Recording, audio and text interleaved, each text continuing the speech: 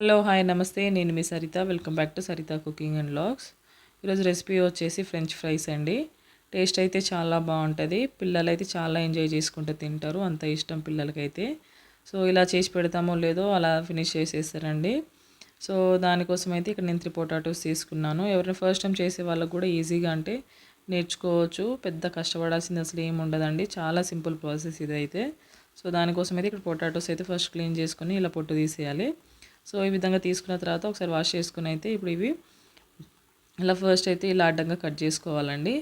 So ఈ విధంగా cut చేసుకున్న తర్వాత ఇప్పుడు మనకు అంటే ఫ్రెంచ్ ఫ్రైస్ ఏ సైజులో కావాలో ఆ సైజులో చూసుకుని అయితే ఇలా పొడుగ్గా కట్ చేసుకోవాలి. అదేవిధంగా అన్నీ కట్ చేసుకోవాలి. మీరు కావాలంటే మీకు అంటే ఇది కట్ చేసి కూడా మనకు కట్టర్ దొరుకుతుందండి బయట మార్కెట్లో, అలా అంటే దొరుకుతుంది కాబట్టి కావాలంటే అది కూడా తెచ్చుకోవచ్చు. మనకంటే యాపిల్ కట్ చేసేది ఎలా ఉంటుందో అలానే ఇది కూడా ఉంటుందండి.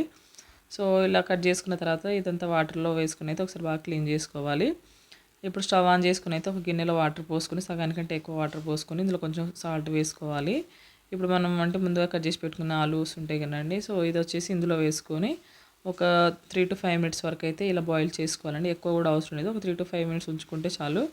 సో ఇది వచ్చేసి ఇప్పుడు ఇదంతా అసలు ఇందులో వాటర్ అనేది మొత్తం అంటే లేకుండా ఈ విధంగా అయితే పొటాటోస్ తీసేయాలి. సో ఇలా ఫ్రెంచ్ ఫ్రైస్ తీసేసిన తర్వాత ఇప్పుడు ఇది ఫ్యాన్ కింద కానీ లేకపోతే క్లాత్లో పెట్టి కానీ మొత్తం తుడుచుకోవాలండి. అంటే వాటర్ అనేది అసలు ఉండకూడదు. సో ఈ విధంగా తీసేసిన తర్వాత మనం కావాలంటే ఫ్యాన్ కిందైనా పెట్టుకోవచ్చు, లేకపోతే ఒక క్లాత్లో పెట్టైనా తుడుచుకోవచ్చు. ఇలా విధంగా మొత్తం అంటే కంప్లీట్గా కూల్ అయిపోయిన తర్వాత ఇప్పుడు ఇందులోకి ఒక 2 to 3 స్పూన్స్ వరకు అయితే కార్న్ఫ్లోర్ వేసుకోవాలి.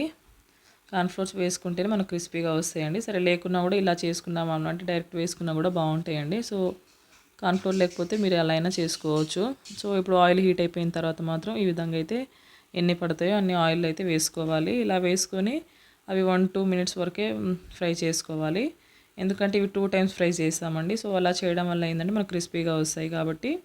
సో ఇలా కొంచెం కొంచెం వేసుకొని ఫస్ట్ బ్యాచ్ కింద ఇలా అయిపోయిన తర్వాత నెక్స్ట్ ఇప్పుడు ఇదంతా మళ్ళీ ఆయిల్ బాగా హీట్ అయిపోయిన తర్వాత మీడియం ఫ్లేమ్లో పెట్టుకొని అయితే మళ్ళీ ఇవి కూడా కంప్లీట్ కొంచెం అంటే చల్లగా అవ్వాలండి. సో కూల్ అయిపోయిన తర్వాత మళ్ళీ ఈ ఆయిల్లో హీట్ అవుతున్న ఆయిల్లో వేసుకుంటే మనకు అంటే క్రిస్పీగా వస్తాయి. సో ఈ విధంగా వేసుకొని అయితే మళ్ళీ మీడియం ఫ్లేమ్లో పెట్టుకొని అవి మనకు క్రిస్పీగా వచ్చే వరకు అయితే మనం ఫ్రై చేసుకోవాలి. సో ఈ విధంగా చూడండి, మీకు ముందు వాటికి ఇప్పుడు డిఫరెన్స్ తెలుస్తుంది కదా. సో ఈ విధంగా వచ్చిన తర్వాత ఒక గిన్నెలో అయితే ఫస్ట్ అయితే టిష్యూ పేపర్లో తీసేయండి. ఆయిల్ మొత్తం అది అబ్జర్వ్ చేసుకున్న తర్వాతనే వేరే ప్లేట్లో ఇలా పెట్టుకొని అయితే ఇప్పుడు మీకు ఎంత కావాలో అంత మీ టేస్ట్కి తగ్గ సాల్ట్, అలానే కారం, అలానే మిరియాల పౌడర్ లేకపోతే చాట్ మసాలా అయినా వేసుకోవచ్చు. సో ఈ విధంగా వేసుకుని అయితే ఈ విధంగా బాగా టాస్ చేసుకోవాలి. సో ఈ విధంగా కలుపుకుంటే మనకు ఫ్రెంచ్ ఫ్రైస్ అయితే రెడీ అండి. ఎప్పుడైనా ఇవి వేడివేడిగానే తినాలండి. సో చల్లగా అయ్యే కొద్దీ ఇవి మనకు మెత్తగా అయిపోతాయి. కాబట్టి ఎప్పుడైనా ఇలా అంటే తినాలనుకున్నప్పుడే చేసుకొని తినేయండి. అంటే చేసి అలా పెట్టడం వల్ల అయితే మెత్తగా అయితే తర్వాత తినలేము అసలు. సో టేస్ట్ అయితే నిజంగా చెప్తున్నా చాలా బాగుంటుంది. పిల్లలు అయితే నిజంగా చాలా ఇష్టంగా తింటారండి. సో వీడియో నచ్చితే మాత్రం కంపల్సరీ లైక్ చేయండి, అలానే మీ ఫ్రెండ్స్కి రిలేటివ్స్కి షేర్ చేయండి. మరిన్ని రెసిపీస్ కోసం నా ఛానల్ అయితే సబ్స్క్రైబ్ చేసుకోండి. Thanks for watching.